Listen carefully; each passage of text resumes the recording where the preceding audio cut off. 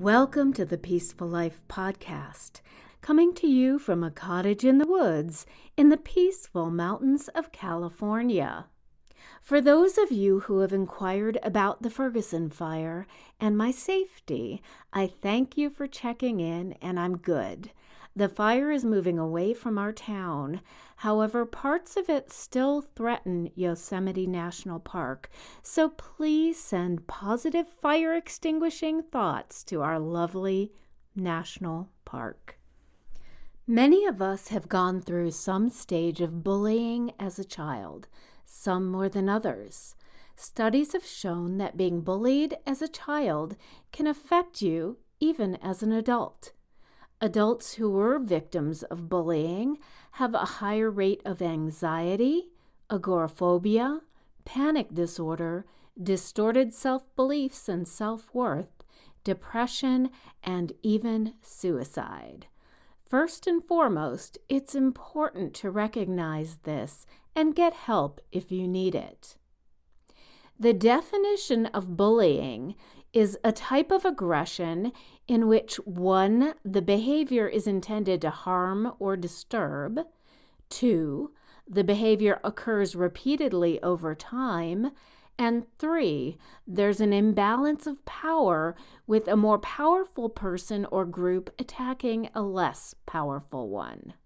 This asymmetry of power may be physical or psychological, and the aggressive behavior may be verbal, like name-calling or threats, physical, or psychological, like rumors, shunning, and exclusion.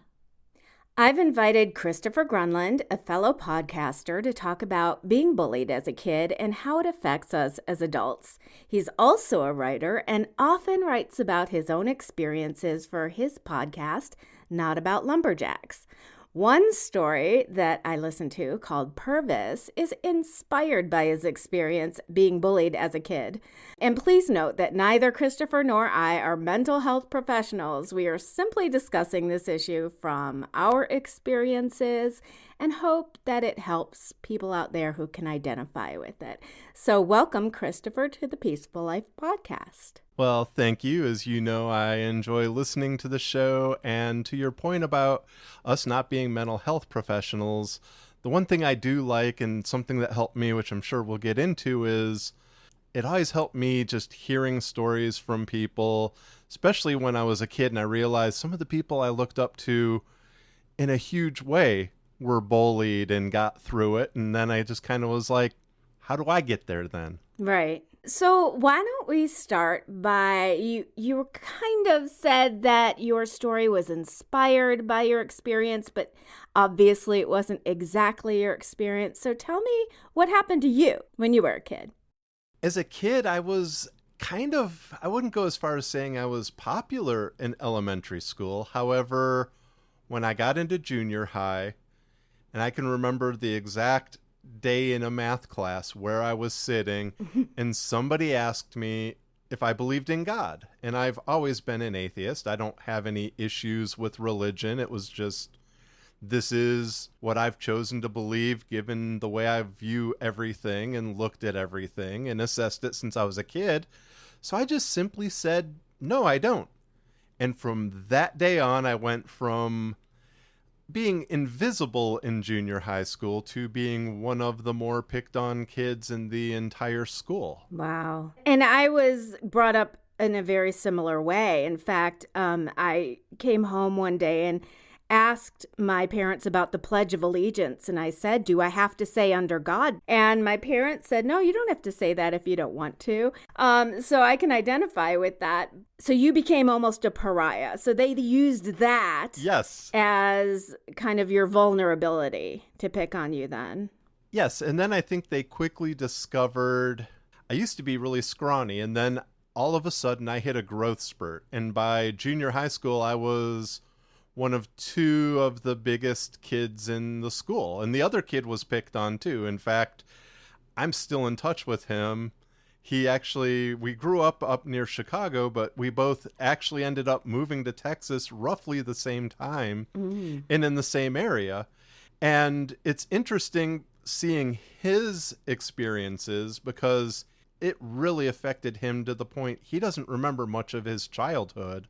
Whereas I had certain things that helped me through it, but I think the appeal in people picking at me was I was big, but I've always been very peaceful and laid back, and I have a high tolerance for pain and even annoyance. The couple times I snapped, it was not a thing you wanted to be around. There's a scene in Purvis where the main character snaps, and it's not a huge spoiler, but he takes somebody out with a desk. That's not even really inspired. That actually happened. I went off on somebody, and then people saw, okay, at this line, if we cross it, he'll hurt us in return. But if we stay just underneath it, we can feel big because we're picking on one of the biggest kids in the school. Yeah. Yeah. And one of the things I found from doing the research is, I was always told that, oh, these are kids who have a bad home life or they've been abused themselves, but that's not necessarily the case. It's kind of built into our culture as just establishing dominance sometimes. And, they're not necessarily sociopathic, but it might be the way they were nurtured in their family to exert dominance is, fostering the aggression. Yeah, the people who picked on me were definitely from very good homes, and they were largely the most popular people in the school. The people who were kind of in charge of our school were those people who lived in the best part of town, and they were more concerned with image. And I think because they had a certain fear of losing that, as you said, that whole dominance thing, I know for a fact because years later I ended up in touch with one of the people who picked on me. And they all grew up in homes, it was kind of the 80s when everything started getting to kind of be more and more of the me culture, and people really started getting into corporate standing, things like that. And these were the kids of people like that. So they saw it from parents who were now, instead of just going to an office job, they were like, we have to take over these other companies. And it transferred, I think, to their kids who were at the top. They knew they were at the top, but they also knew it was kind of a tenuous place to be sitting in a hierarchy, because even some of their friends at any given point could have risen above them. So they kept certain friends down, and then they all kept the rest of us completely down. And people like me and the other friend that I mentioned who was heavily picked on really kept us down. When you were picked on, was it verbal, physical, or both? It was definitely both. It was primarily physical from other boys. Mm-hmm. There were a couple girls who would kick me and do things like that. But, and the physical stuff really didn't bother me that much because, as I said, I had a high pain threshold. The stuff that really hurt, and the stuff that I think carried on somewhat into later parts of life, was all the more mental stuff. For example, there was one day in a class where the person who picked on me the most had a notebook, and she went to a blank page, and she wrote yes, no at the top, line down the middle, and in front of the whole class before the teacher was there said, do you like Christopher? Yes or no? Ugh. And then had everybody write their names. The thing that hurt, people I thought were my friends even said no, because that was their way of trying to survive. There was only one kid. And let's go back to the Pledge of Allegiance, because first grade, a friend didn't say the Pledge of Allegiance because he was a Jehovah's Witness, and everybody picked on him. So I stopped saying the pledge. Because I was like, if you're going to pick on Kurt, I'm not going to do it. You could pick on me too. Because at that point, I was kind of popular. The only person who said yes, that they liked me, was Kurt, because I protected him in first grade. And this was 7th or 8th grade. Wow. But it was that kind of thing where lifelong friends said, just signed it. And they came up to me right after class apologizing. I even understood why they did it, but it's still, I mean, obviously that hurts when you're 7th, 8th grade. I was put into learning disability classes at this time, so that was another thing they could pick on me for. And it was just this feeding frenzy on me. Yeah, I had a very, very similar experience. It started with a girl who was my best friend. We were BFFs in 6th grade. It's also middle school. And I think it was after Christmas sometime. So we had been best friends for at least 4 or 5 months. And then one day she just flipped. She just turned on me and started verbally abusing me, physically abusing me. And this girl must have been like 4'8". I mean, she was a tiny blonde girl, but she was able to flip the whole school and to get them to join in. And like you said, what hurt me the most was I would go to another friend and say, do you want to have lunch today? And they'd be like, I can't. Yes. Because I don't want to make Jody mad. I don't want to make her mad at me.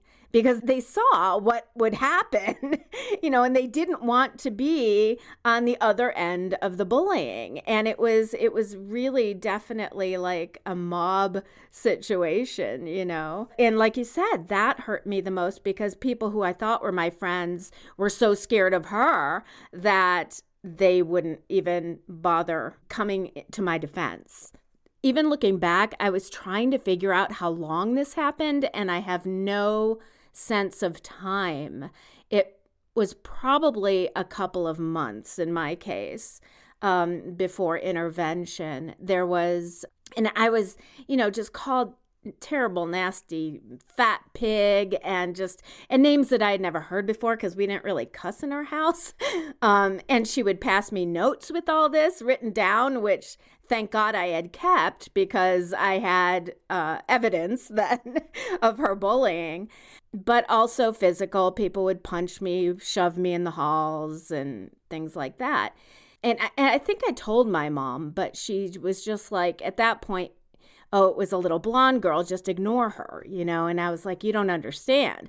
And it just seems so much bigger to the child than to the adult, because this is our entire life. Our whole school life is our whole social life, and it's our life. And when you've been shunned and you're being abused on a daily basis, then it's like, the adults just don't understand, or they didn't back then. Yeah. And so one day it got to be so much, I walked off campus and I went home because we only lived about 2 blocks from the school. And my mom didn't even hear me come home. But as soon as they took attendance for the next class, they realized I was missing and they called her. And I was bawling up in my room and I said, I'm not going back to that school. I'm not going back to that school. And I must say, though, that the school handled it really well. Like, she was over there within hours, talking to the principal about it. And the next day they met with me and I handed over the notes so they could see how terrible they were. I think that was like a Thursday. And by Monday they had me in a different class and they had already contacted her parents and they had made sure that I was checking in weekly with a counselor. So considering that was back in the 70s when there wasn't really even an anti-bullying campaign, they did really well. Did you ever try telling an adult or a teacher or something? Yeah, the thing, you're very fortunate because with my experience, I'd go to the office and it was just, I even had one teacher just say, you're big, hit them back. And It's like, but see, when I've hit them back, I've actually gotten in trouble and it's like, well, don't hit him with the desk. And the other kid, you're trying to essentially file his face down on the side of the gym because it had like this blasted stone on it. Oh. And these guys just tackled me and I got a hold of one of them and I was just trying to scare the rest of them to show them, again, this is the line, don't cross it. Right. But when I went to teachers, our counselor, sweet woman, but she was so disconnected from the reality of it. For example, another friend who was picked on was tiny. So I'm the biggest kid in the school. One of my friends is one of the smallest kids. The advice he got was she was making things up. She was like, "Oh, I bet they call you Squirt. If they call you Squirt, just say, what, are you thirsty? Do you want a squirt?" Ugh. Referencing the soda pop. Right. And he just looked at her and said, "If I did that, they'd beat me up worse." Yeah, And she was exactly. like, "Oh, no, they wouldn't."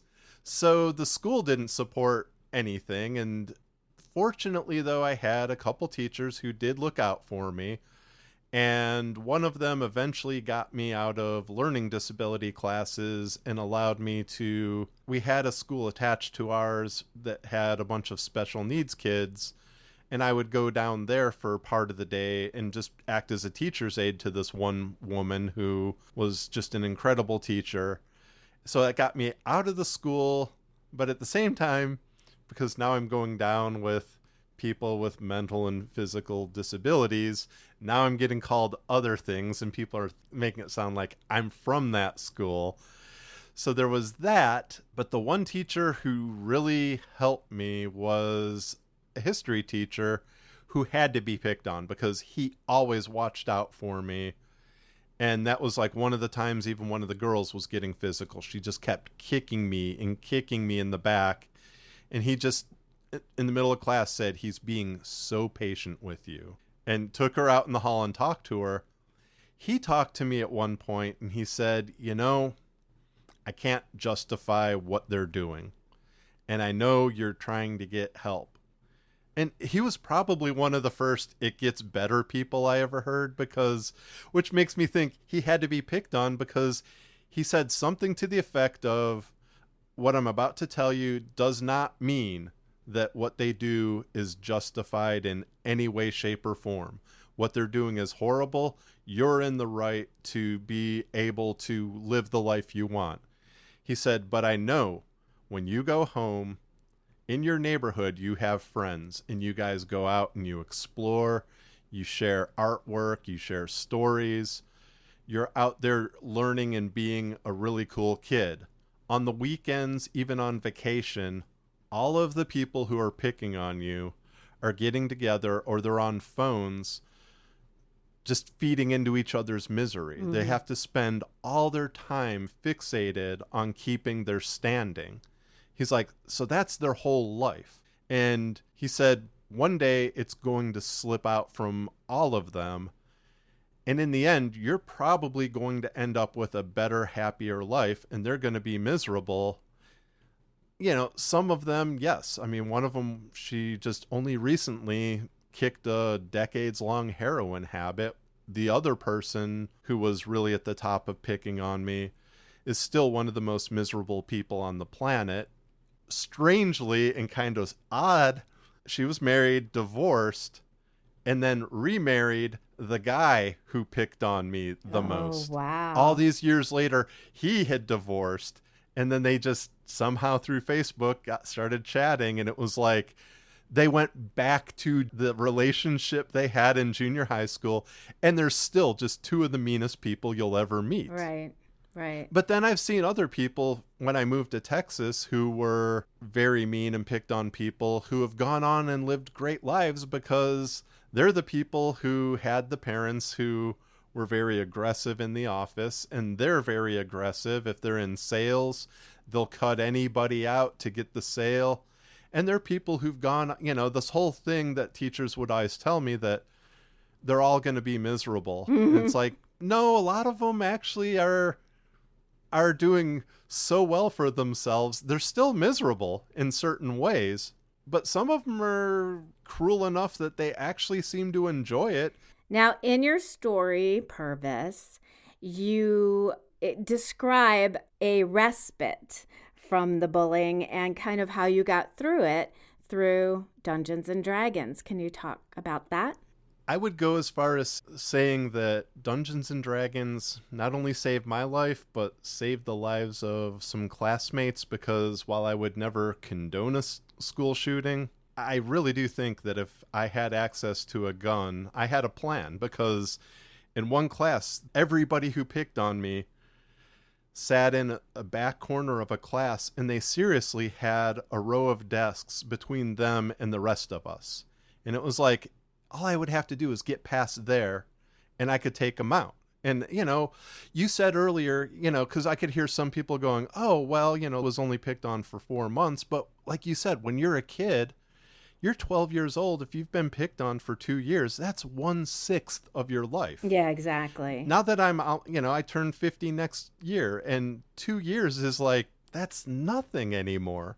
So there was that. And we did have fantasies of retribution. I mean, just look at the movie Carrie, which came out in the 70s. I mean, that is like the iconic bullying movie where she gets her revenge. And it's the fantasy that we all have as bullied kids to like get back at these people who have made our lives so miserable and so painful. Yeah, I think that, most likely if my stepdad or my mom had a weapon, I still don't think I would have, but I understand that feeling of being trapped. And that's why I started, in my case, the big thing that saved me was playing Dungeons and Dragons, this fantasy game that in the 70s and 80s, people were saying, this is satanic. Don't let your child play this. And it's like, that game saved so many kids because I talked with other people who play all day long. They would be getting picked on. And then when they went home at night, they could build characters. They can build this world in which they're in charge. And right.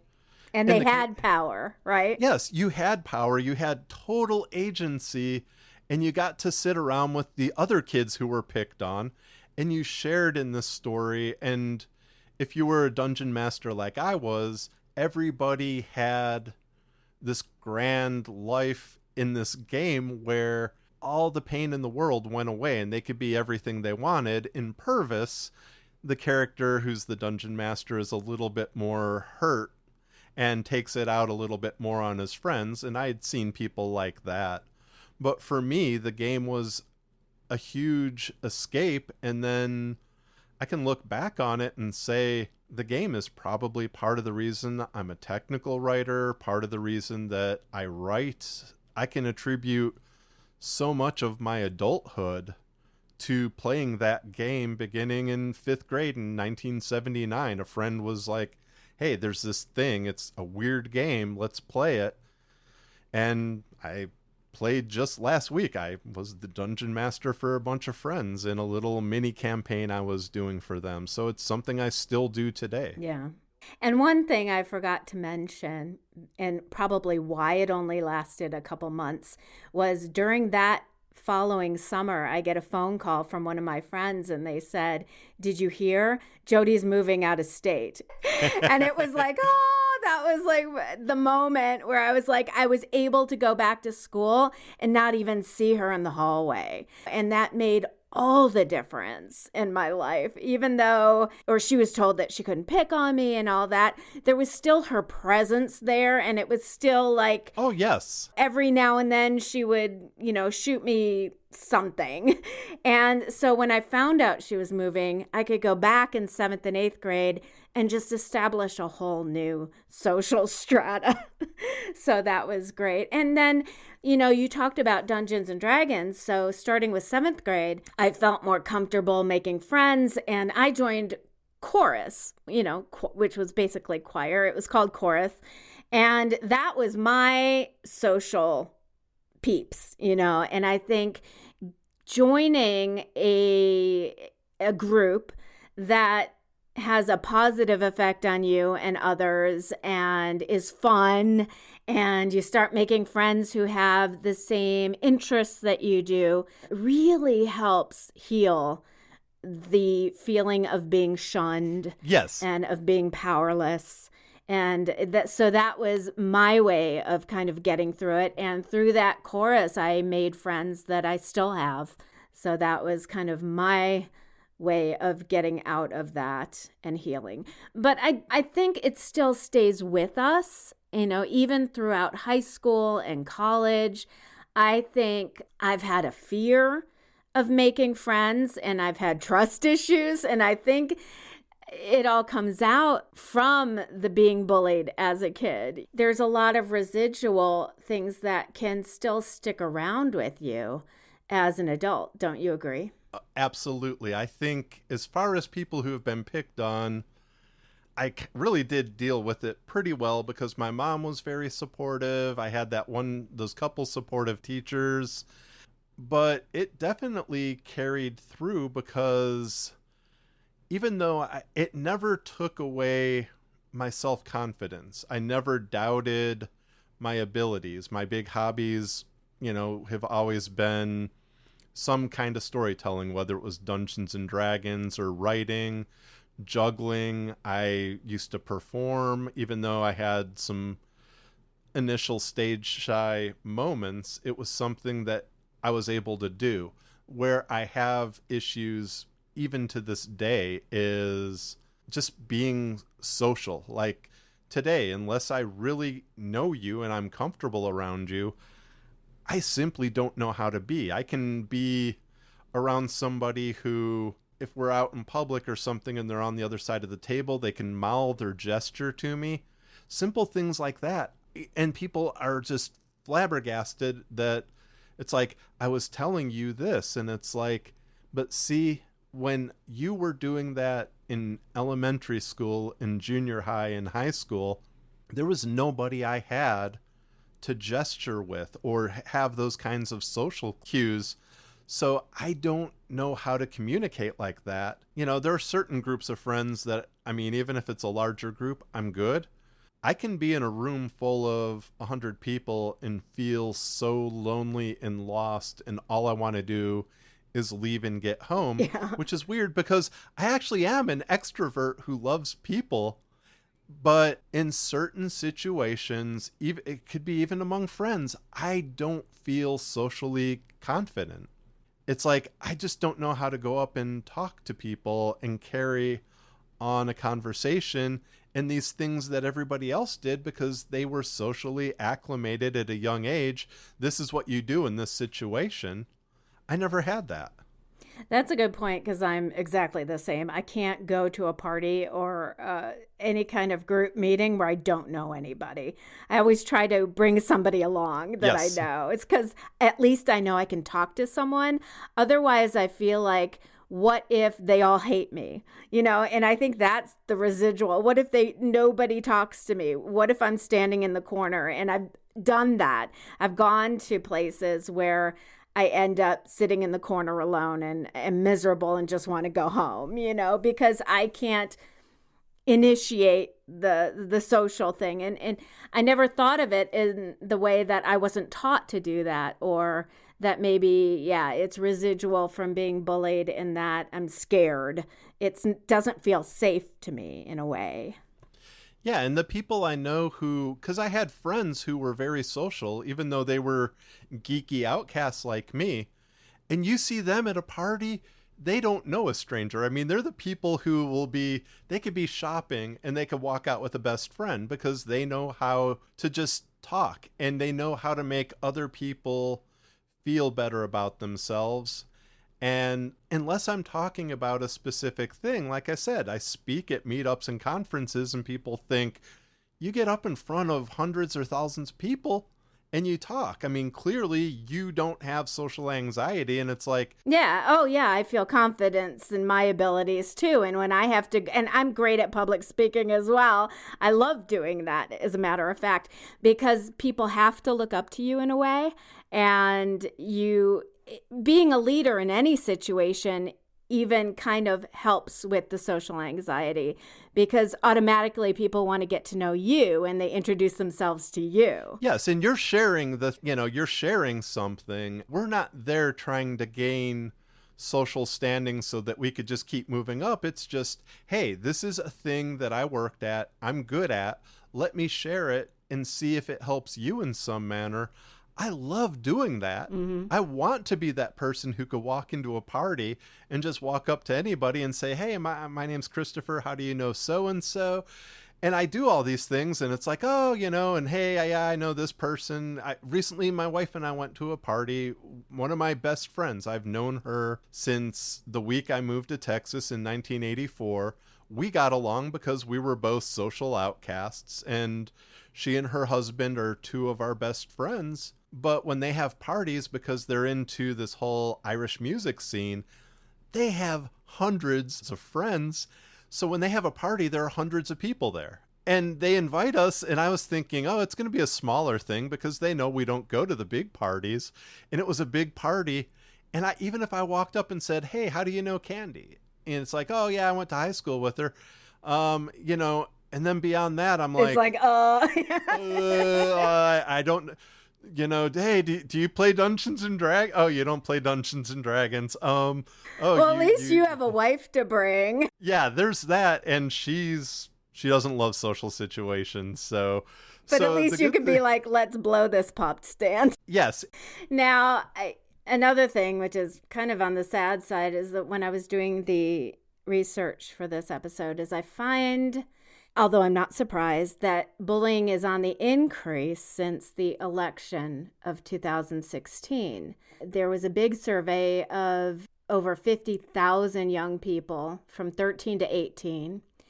And it said that 70% of teens said they witnessed bullying, hate messages, or harassment. And of those incidents, 70% were racially motivated. 63% were based on sexual orientation, 59% on immigration status, 55% related to gender. So also in the Trump world, immigrants and Muslim students, the bullying of them have been on the rise. So are you surprised at that? I mean, like, for me, it feels like whoever's in power and is setting the example, it's trickling down.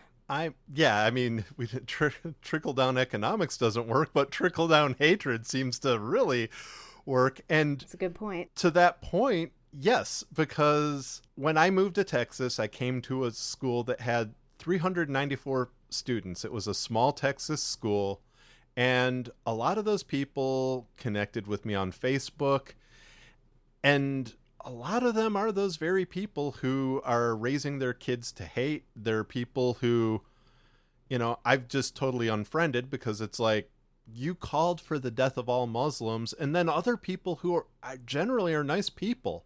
And this is the thing that scares me, I think, most.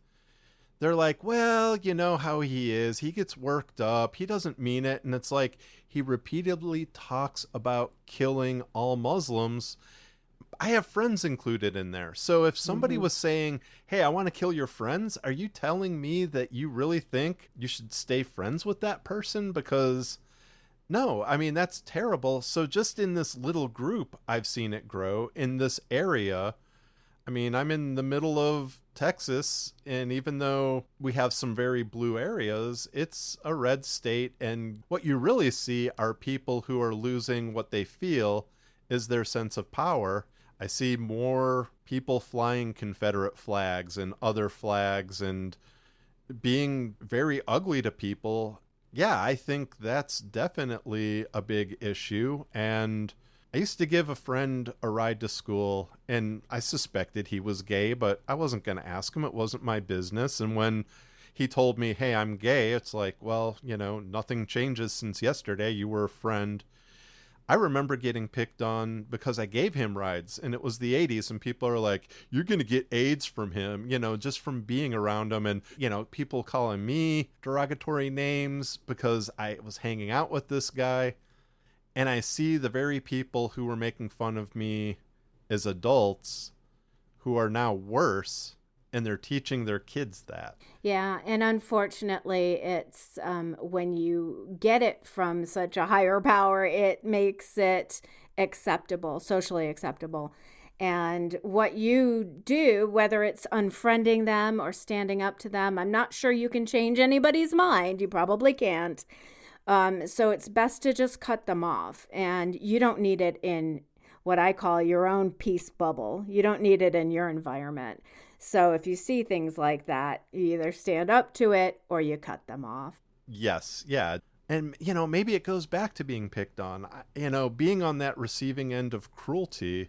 It's like, okay, I know how it felt, and I still had it better than so many people because, I had that gay friend, and I talked with him, even before he came out to other people, and I knew how hard it was for him. And it's like, man, I mean, the couple years I got hammered on, and a little bit teased in Texas are nothing compared to what this guy has. And this guy came from a very affluent, large, the kind of family you wish you would come from.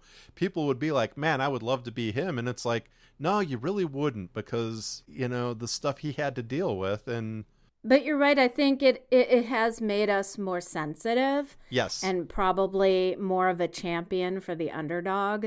Because when you've been there, you've got the empathy for the people who are highly bullied, whether they're children or adults. Yes. And I take some hope because, friends who have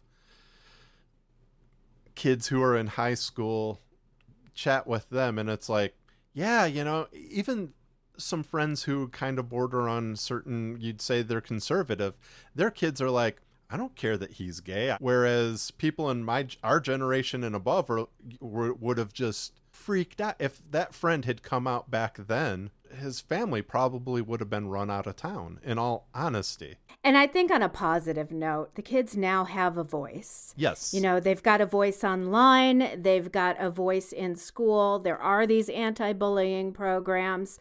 People are more aware with the movements online, like It Gets Better and Me Too. They can also, this is something I talked about in my community episode.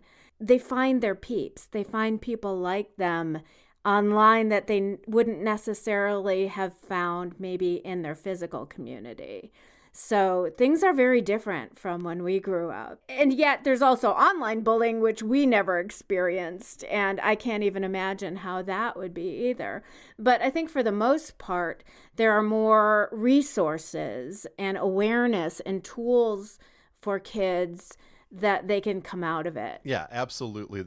We play D&D with one of my friend's teenage sons, and his experience is like, man, it's great being a geek, because now even the jocks are like, hey man, did you see Avengers? Whereas back then it's like, I don't want to mention I read comic books because people will make fun of me. And I think one of the strange things I've seen are some of the people who have been bullied. It's almost like they're mad that there's a generation that isn't getting picked on for the stuff. And I'm like, but see, that's progress. We would have loved to be able to wear a Dungeons and Dragons t-shirt and have even a jock flash a thumbs up and say, dude, I finally played that, man. I get it. Well, thank you for joining me. This has been a really great conversation, and I hope it's helped other people out there who were in our situation.